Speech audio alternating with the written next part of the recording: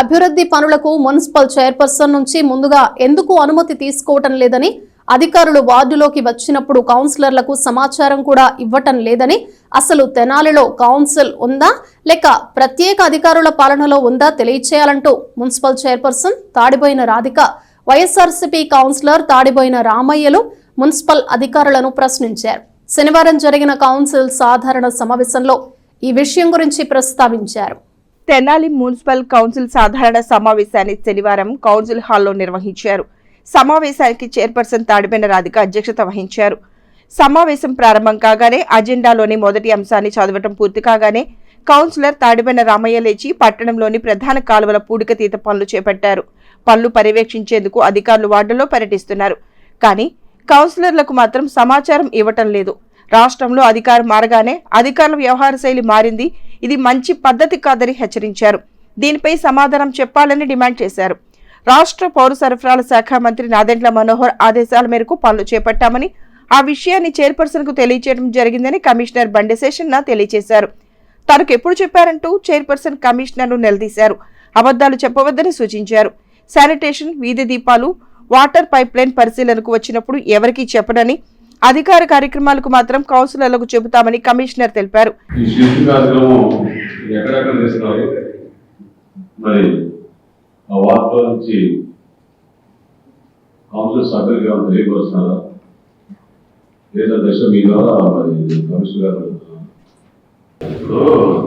ఇది ప్రత్యేక అధికారం పరిపాలన, కౌన్సిల్ పరిపాలన, లోకల్ బాడీస్ లో కౌన్సిల్ ఉందా లేదా, కౌన్సిల్ సభ్యులకి అంటే మాకు అధికారాలు ఉన్నాయా లేవో మాకు అర్థం కాదా.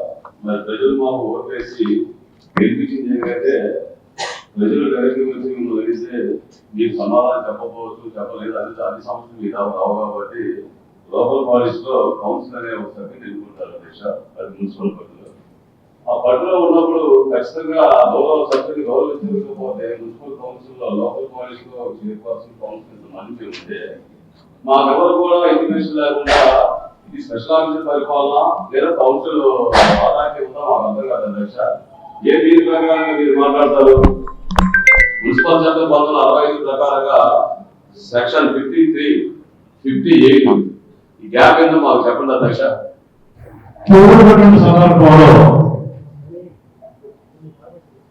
పాఠశాల సంబంధించిన వాళ్ళు రిప్రజెంటేషన్ వచ్చారు. తమరు విసిసి కాబట్టి ఆఫ్టర్ 4 మేము వస్తాం చూస్తామనేసి చెప్పారు. చెప్పినాక 4 అయిపోయాక మనం మీ ద్వారా కలిసి ఆ యొక్క ప్రాంతాలను పరిశీలించడం జరిగింది.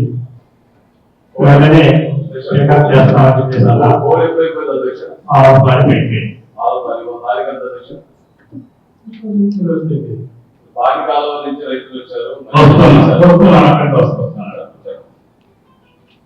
గ్రామంలో చైర్పర్సన్ గారు నేను ఇంకా బృందం కలిసి వెళ్ళాము. అక్కడ లోకల్ వైస్ చైర్పర్సన్ కూడా వచ్చారు. అయ్యేందుకు పరిశీలించాము.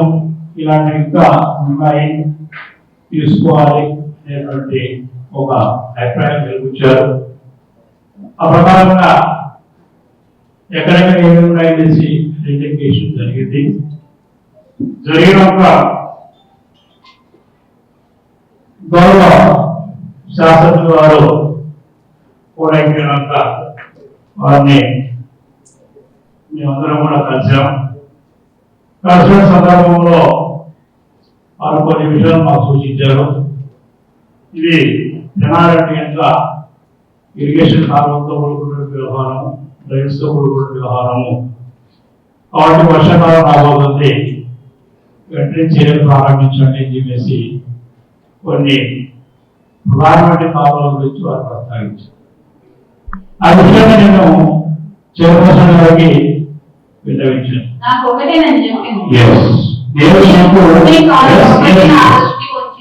మీ దృష్టికి పాఠకాలం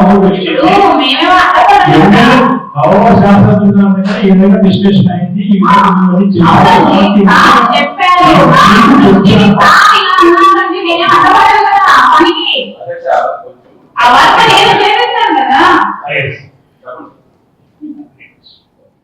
ఇంతలో టీడీపీ కౌన్సిలర్లు పసుపులేటి త్రిమూర్తి లేచి ఒకే అంశంపై ఎందుకు ఇంతసేపు మాట్లాడతారని రెండవ అంశానికి వెళ్లాలని సూచించారు. దీంతో టీడీపీ వైఎస్ఆర్సీపీ కౌన్సిలర్ల మధ్య కొద్దిసేపు వాగ్వివాదం జరిగింది. అంతలో రణరం చౌక్ వద్ద ఉన్న దివంగత ముఖ్యమంత్రి డాక్టర్ వైఎస్ రాజశేఖర రెడ్డి విగ్రహం వద్ద మున్సిపల్ నిధులతో ఎలా అభివృద్ధి చేస్తారని టీడీపీ కౌన్సిలర్లు ప్రశ్నించారు. విగ్రహానికి అనుమతులు ఉన్నాయా లేదా అని తెలియజేయాలని, తాము అంశంపై ఇచ్చిన డీసెంట్ పై ఎలాంటి నిర్ణయం వచ్చిందో తెలియజేయాలని కోరారు.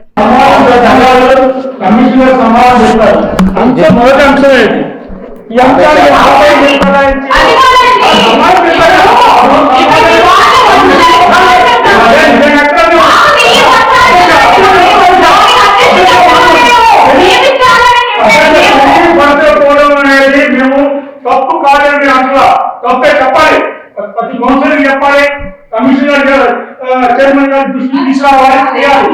కానీ మీరు అడిగింది.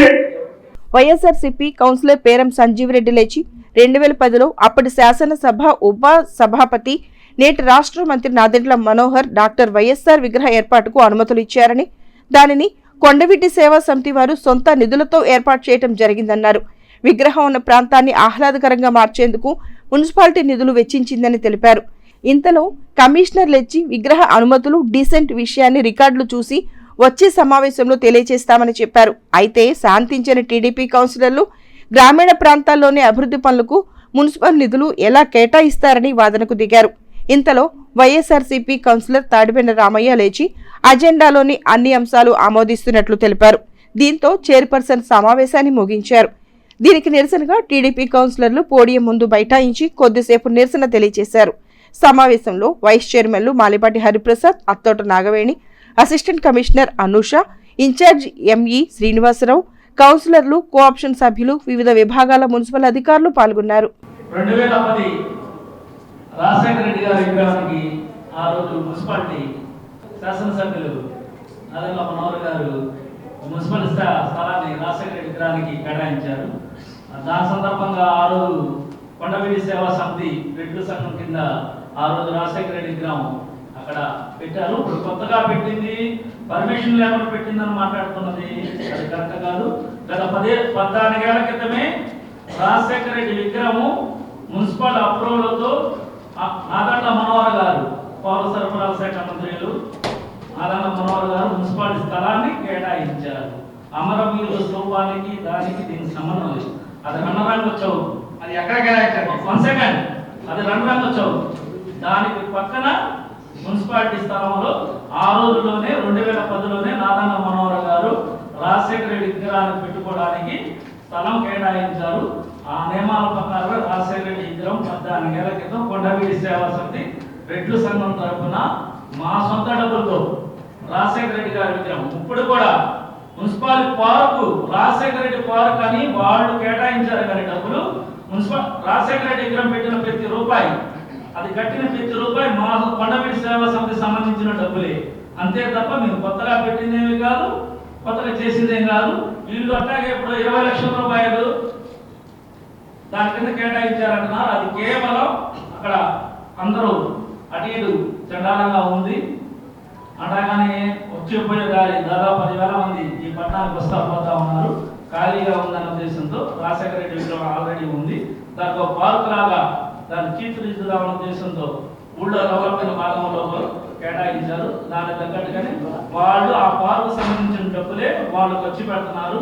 విగ్రహానికి సంబంధించిన ప్రతి రూపాయి, కన్స్ట్రక్షన్ చేసిన ప్రతి రూపాయి విగ్రహానికి సంబంధించి మొత్తం ప్రతి రూపాయి కొండవీటి సేవా సమితి దాదాపు 4,70,000 రూపాయలు మా సొంత డబ్బులతో నిర్మించుకున్నాము.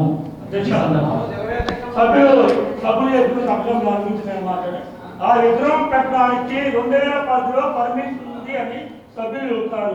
మీ దగ్గర ఆ పర్మిషన్ అనేది మీ దగ్గర ముందుగా అందరికీ నమస్కారం. ఈ రోజున తెనాలి పట్టణంలోని సాధారణ సమావేశం ఎజెండాలో ఉన్న అంశాలు 27 అంశాలు ఆమోదించడం జరిగింది. ఈ ఎజెండాలో అంశం కాకుండా వేరే పేపర్లో అంశాలను అడగడం జరిగింది. మేము ఏకగ్రీవంగా ఈరోజు ఆమోదించడం జరిగింది. అలానే మేము తెనాలి పట్టణంలో మేము కానీ అలానే మన మంత్రి గారైన నాజర్ మనోహర్ గారు కానీ మేము పార్టీ తరఫున పార్టీ అని కాకుండా మేము కలిసిమెలిసిగా ప్రజలకు సమస్య లేకుండా 40 వార్డుల్లో ఎక్కడైనా సరే రోడ్స్ కానీ డ్రైన్స్ కానీ శానిటేషన్ విషయంలో కానీ మేము వాళ్ళతో పాటు కలిసిమెలిసి ఉండి ప్రజలకి అందుబాటులో ఉంటూ ఈ ప్రజలకి ఎలాంటి ఇబ్బంది కలగకుండా చేస్తామని ప్రజలందరికీ కూడా చెప్పడం జరిగింది. అలానే శానిటేషన్ ఇంకా మెరుగుపరుస్తామని రాబోయే రోజు